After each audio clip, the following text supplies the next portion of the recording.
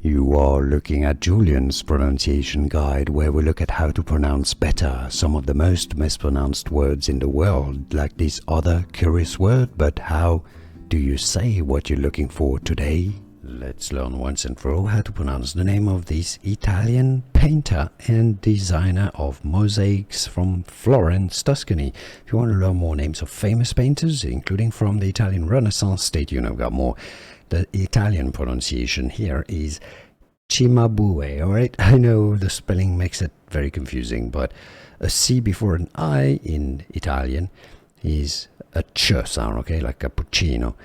Cimabue, alright? The U is pronounced like double O, bue, Cimabue. Therefore, in English, Cimabue. It's easy. Cimabue is the correct pronunciation, and now you know.